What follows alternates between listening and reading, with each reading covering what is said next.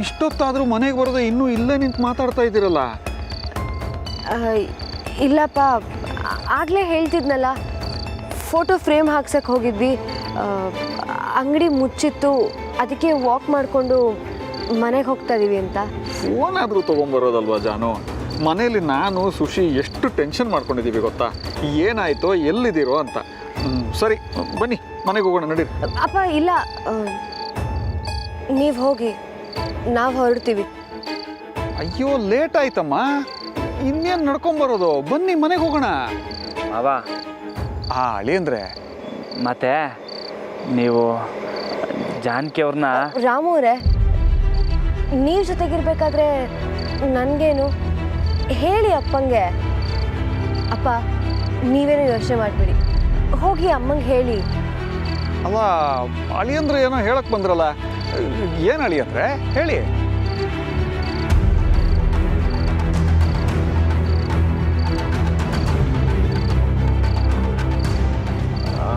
ಅದು ಏನಿಲ್ಲ ಮಾವಯ್ಯ, ನಾವು ಆರಾಮಾಗಿ ಹೋಗ್ತೀವಿ, ನೀವು ಹೋಗಿ ಅಂತ ಹೇಳಕ್ಕೆ ಬಂದೆ ಅಷ್ಟೇ. ಇಲ್ವಲ್ಲ, ನಿಮ್ಮ ಮುಖದಲ್ಲಿ ಏನೋ ಯೋಚನೆ ಇದ್ದಂಗಿದೆಯಲ್ಲ. ಗೊತ್ತಾಯ್ತು, ನೀವಿಬ್ಬರು ಮನೇಲಿ ಹೇಳದೆ ಬಂದಿದ್ದೀರಾ. ಇವಾಗ ಮನೆಗೆ ಹೋದರೆ ಸಾಹೇಬರು ಇಷ್ಟೊತ್ತು ಎಲ್ಲೋಗಿದ್ರಿ ಅಂತ ಕೇಳ್ತಾರೆ ಅಂತ ಭಯನ? ನಾನೇ ಫೋನ್ ಮಾಡಲಾ? ನಮ್ಮ ಮನೆಗೆ ಬಂದಿದ್ರು ಅಂತ ಹೇಳ್ತೀನಿ. ಅಪ್ಪ ಇಲ್ಲ ಬೇಡಪ್ಪ.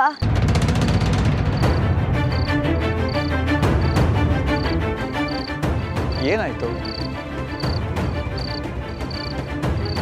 ಅಪ್ಪ ನೀವು ಮೊದಲು ಮನೆಗೆ ಹೋಗಿ, ನಿಮ್ಮ ಹತ್ರ ಮಾತಾಡ್ತಾ ನಿಂತ್ರೆ ನಮ್ಗಿನ್ನೂ ಲೇಟ್ ಆಗುತ್ತೆ, ಹೊರಡಿ. ನಿಮ್ಮನ್ನು ನೋಡಿದ್ಮೇಲೂ ಮನೆ ಕರ್ಕೊಂಡು ಬಂದಿಲ್ಲ ಅಂದರೆ ಸುಶಿ ನನ್ನನ್ನು ಉಗಿದು ಉಪ್ಪಿನಕಾಯಿ ಹಾಕ್ತಾಳೆ. ಹಾಗೇನೂ ಇಲ್ಲಪ್ಪ, ನಮ್ಮನ್ನು ನೋಡಿದ್ವಿ ಅಂತ ಹೇಳಿ ಸ್ವಲ್ಪ ರಿಲೀಫ್ ಆಗ್ತಾರೆ. ನೀವು ಹೊರಡಿ, ನಾವು ಹೋಗ್ತೀವಿ. ಹೋಗ್ತೀವಿ ಅನ್ಬಾರ್ದಮ್ಮ, ಹೋಗಿ ಬರ್ತೀವಿ ಅನ್ಬೇಕು.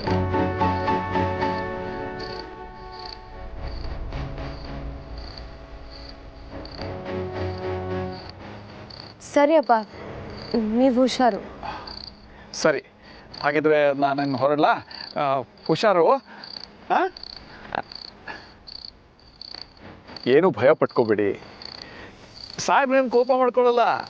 ನೀವಿಬ್ರು ಹೀಗೆ ಜೊತೆಯಾಗಿ ಓಡಾಡೋದು ನೋಡಿದ್ರೆ ಸಾಹೇಬ್ರು ಸಂತೋಷ ಪಡ್ತಾರೆ. ಬರಲ್ಲ?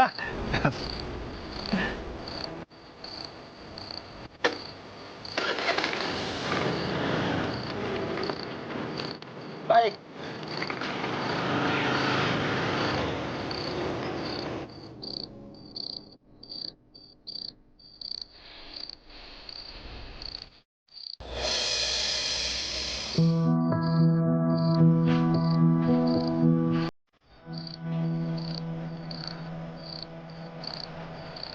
ಕೂತ್ಕೊಳ್ಳಿ.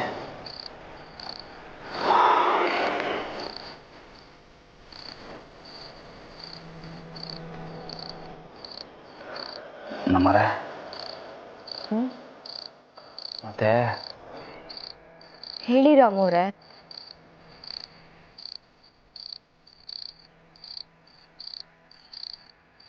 ಏನು ಅಂತ ಹೇಳಿ.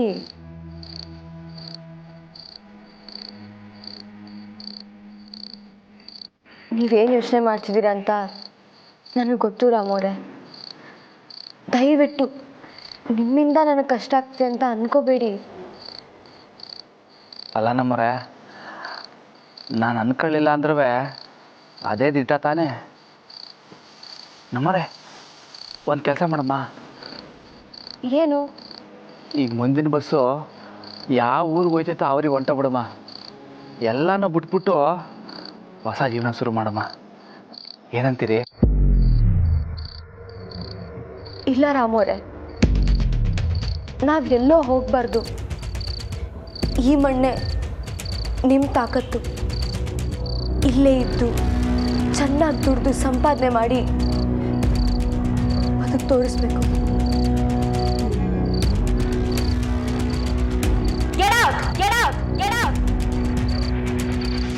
ಗೆದ್ದೇ ಗೆಲ್ಲಬೇಕು.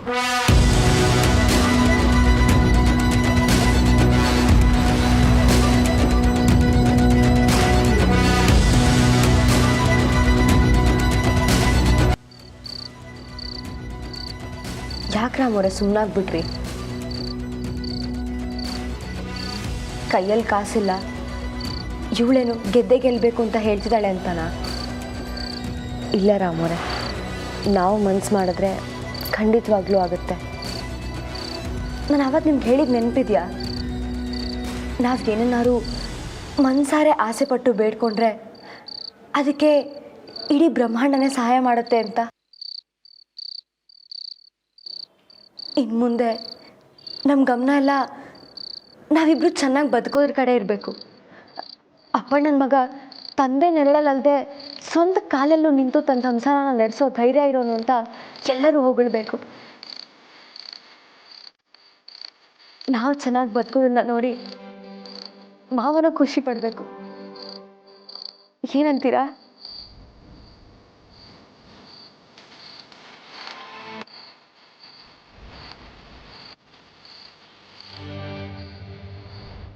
ಹೀಗೆ ಹೇಳಿದ್ರೆ ಸಾಲಲ್ಲ, ಗಟ್ಟಿಯಾಗಿ ಹೇಳಿ, ಮನ್ಸಾರೆ ಹೇಳಿ ರಾಮೋರೆ. ಹೌದು ನಮ್ಮರೆ, ನಾವು ಸ್ಯಾನೆ ಸಂದಾಗಿ ಬದುಕಬೇಕು. ಬದುಕ್ತೀವಿ, ಸ್ಯಾನೆ ದುಡ್ಡು ಸಂಪಾದನೆ ಮಾಡಿ ನಮ್ಮ ದೊಡ್ಡ ಮನೆ ಥರ ಒಂದು ದೊಡ್ಡ ಮನೆ ಕಟ್ಟಿ ಅನ್ನಕ್ಕೆ ಅಲ್ಲಿಗೆ ನಮ್ಮ ಮನೆಯವ್ರನ್ನೆಲ್ಲ ಕರೆಸ್ಬೇಕು. ಏನಂತೀರಿ?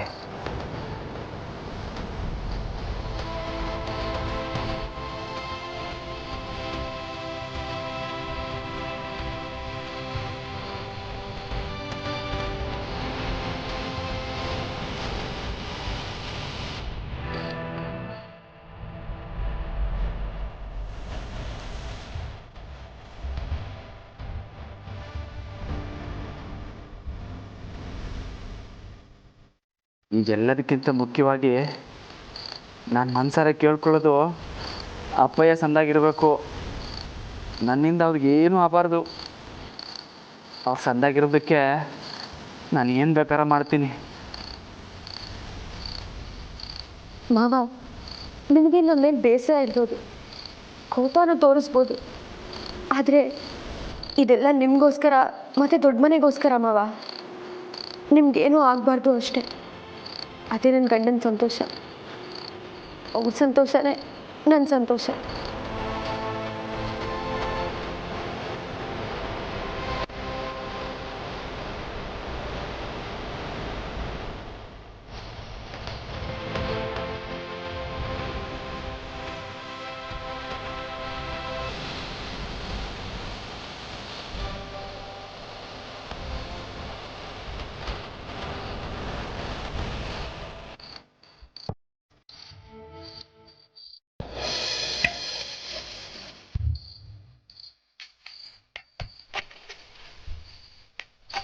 ಬಾ ಶಾರದವಾ, ಶಾಬಾಸ್.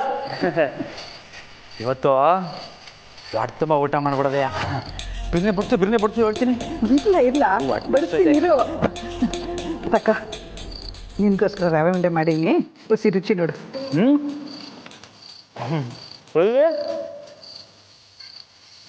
ಶಾರದವಾ, ತುಪ್ಪದ ವಾಸನೆ ಗಮ್ಮಂತೈತೆ. ಶಾರದವಾ, ತುಪ್ಪ ಹಾಕು. ನಿಧಾನಕ್ಕಲ್ಲ.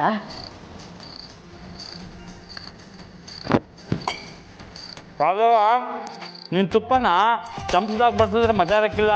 ಸುಳಿ ಹೇಳ್ತೀನಿ.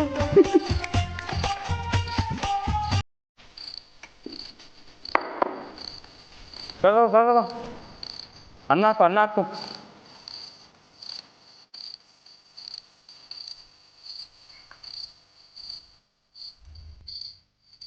ಹಾಕು. ಸಾರು.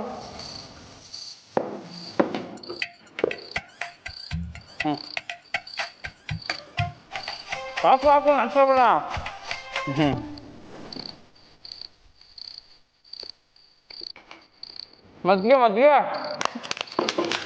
ಮಜ್ಜಿಗೆ ಒಳಗೆ ಐತಕ್ಕಲ್ಲ. ಒಳಗೆ ಮತ್ತೆ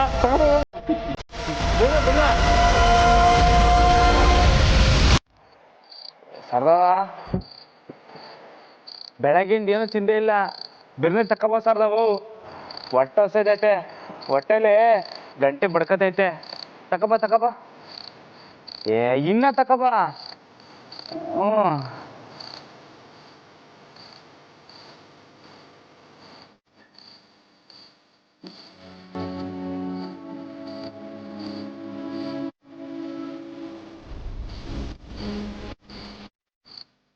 ನನಗೆ ಹಸುವಾಯ್ತೈತೆ ಅಂದರೆ ಖಂಡಿತವಾಗ್ಲೂ ನಮ್ಮವ್ರಿಗೂ ಹಸುವಾಗಿರ್ತೈತೆ. ಕೇಳಿದ್ರೆ ನಾನು ಎಲ್ಲಿ ಬೇಸರ ಮಾಡ್ಕೊತೀನಿ ಅಂತ ಹಂಗೆ ಬಂದವ್ರೆ. ನಾನೇ ಹೋಗಿ ತಿನ್ನಕ್ಕೆ ಏನಾರ ತಗೊಬರ್ತೀನಿ.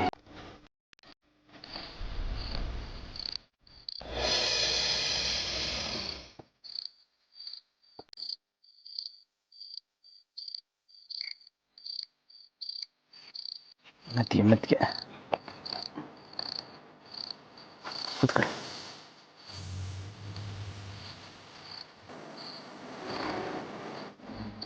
ನಮ್ಮಗ ಮನೆ ಕಡೆ.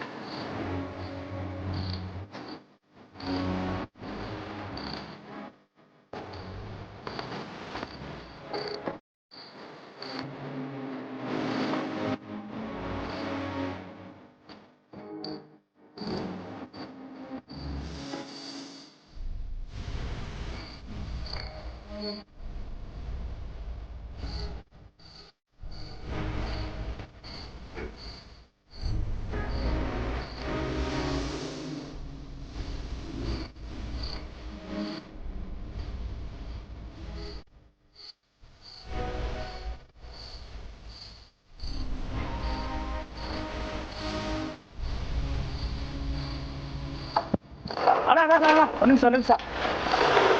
ಏನು ಬೇಕಿತ್ತು ಸರ್? ಮತ್ತೆ ಒಂದೆರಡು ಬಿಸ್ಕೆಟ್ ಪ್ಯಾಕೆಟು, ಆಮೇಲೆ ಒಂದು ನೀರಿನ ಬಾಟ್ಲ ಸಿಗ್ತದಾ? ಹಾಂ ಸಿಗುತ್ತೆ. ಯಾವ ಬಿಸ್ಕೆಟ್ ಕೊಡಲಿ? ಹಾಂ ಇದು ಓಕೆನಾ? ಹ್ಞೂ ಯಾವ್ದಾರ ಕೊಡಿ. ತೊಳಿ.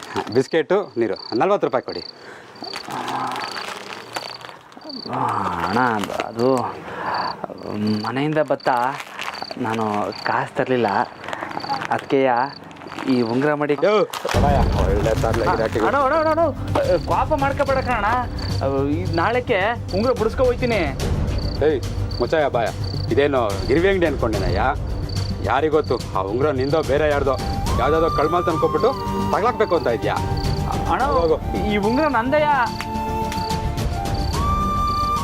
ನೋಡಯ್ಯ, ದುಡ್ಡಿದ್ರೆ ತೊಗೊಂಡೋಗು, ಇಲ್ಲಾಂದ್ರೆ ಸುಮ್ಮನೆ ಹೋಗ್ತಾ ಇರೋ. ಮನೆಗೆ ಹೋಗೋನ್ನ ತಂದದೇನೋ ತರಲೆ ಮಾಡ್ತಾನೆ. ಹೇಯ್ ಹೋಗಿ ಬೇಗ ಮನೆ ಸೇರ್ಕೋ, ಪೊಲೀಸರು ಬಂದರೆ ಎತ್ತಾಕೊಂಡು ಹೋಗ್ತಾರೆ.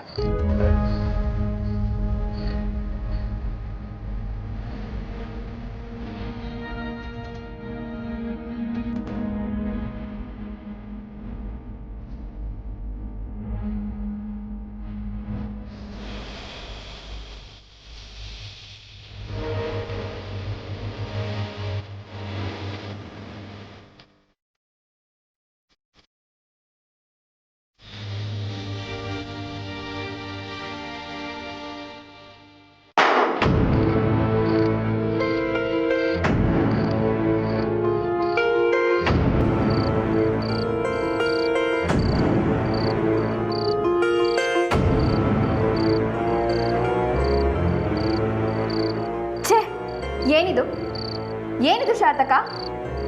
ಜೈಲಲ್ಲಿರೋ ಕೈದಿಗಳಿಗಾದ್ರೂ ಊಟ ಇದಕ್ಕಿಂತ ವಾಸಿಯಾಗಿರುತ್ತೆ. ನೀವು ನನ್ನನ್ನು ಏನು ಅನ್ಕೊಡ್ತೀರಾ ಶಾತಕ? ಹಸಿವು ಅಂತ ಊಟ ಕೇಳಿದ್ರೆ ಇಂಥ ಊಟನ ತಂದ್ಕೊಡೋದು? ಯಾಕೆ ಸೊಸೆಮ್ಮ, ಏನಾಯ್ತು? ನೀವು ಕೇಳಿದ್ರಿ ಅಂತ ತಾನೇ ಮಾಡ್ಕೊಂಡು ಬಂದಿದ್ದು. ಹೌದು, ನಾನು ಕೇಳಿದ್ರೆ ಮಾತ್ರ ತಂದ್ಕೊಡ್ತೀರಾ, ಇಲ್ಲ ಅಂದ್ರೆ ಉಪವಾಸ ಬಿದ್ದು ಸಾಯಿಲಿಂದ ಹಂಗೆ ಬಿಟ್ಬಿಡ್ತೀರಾ ಅಲ್ವಾ? ಏನೇ ಆದ್ರೂ ನಿಮಗೆ ಆ ಹಿರಿ ಸೊಸೆನೇ ಹೆಚ್ಚು ಅಲ್ವಾ? ಅವ್ರು ಮನೆ ಬಿಟ್ಟು ಹೋದ್ರೆ ನಾವು ಒಳ್ಳೆ ಊಟ ತಿನ್ಬಾರ್ದಾ?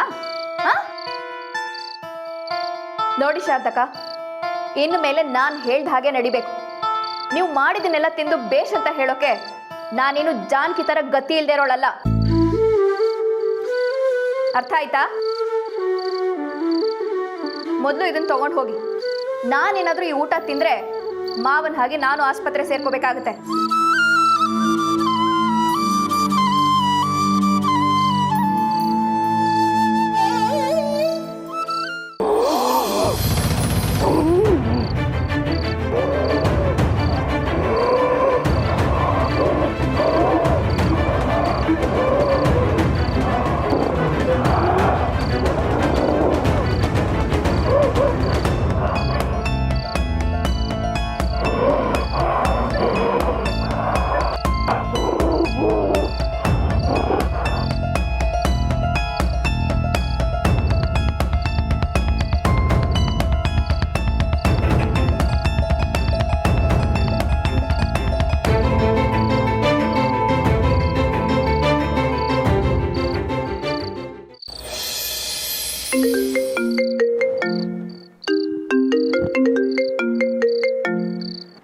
ಹೇಳಿ ಅಶೋಕ್.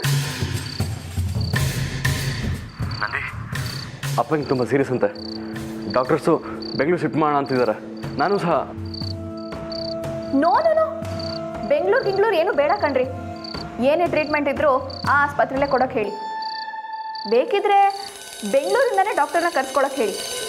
ಅದು ಅಲ್ಲ ನಂದಿ. ಅರ್ಥ ಮಾಡ್ಕೊಳ್ಳಿ ಅಶೋಕ್, ಬೆಂಗಳೂರು ಅಂದರೆ ಎಲ್ಲ ಮೀಡಿಯಾದಲ್ಲೂ ದೊಡ್ಡ ದೊಡ್ಡ ನ್ಯೂಸ್ ಆಗುತ್ತೆ. ಮಿನಿಸ್ಟ್ರು ಆಸ್ಪತ್ರೆಯಲ್ಲಿ ಇದ್ದಾರೆ ಅಂದರೆ ಸುಮ್ಮನೆ ಬಿಡ್ತಾರಾ? ಈ ವಿಷಯ ಯಾರಿಗೂ ಗೊತ್ತಾಗಬಾರ್ದು ಕಣ್ರಿ. ಜಸ್ಟ್ ನಾನು ಹೇಳ್ದಷ್ಟು ಮಾಡಿ ನೀವು.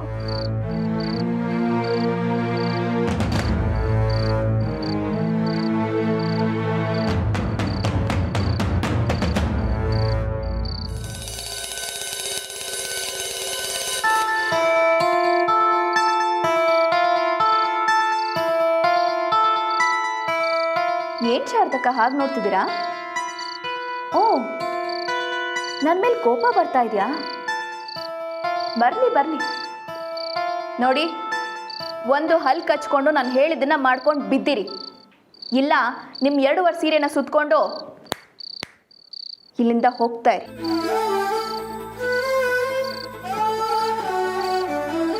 ಏನ್ ಮಾಡ್ತೀರಾ?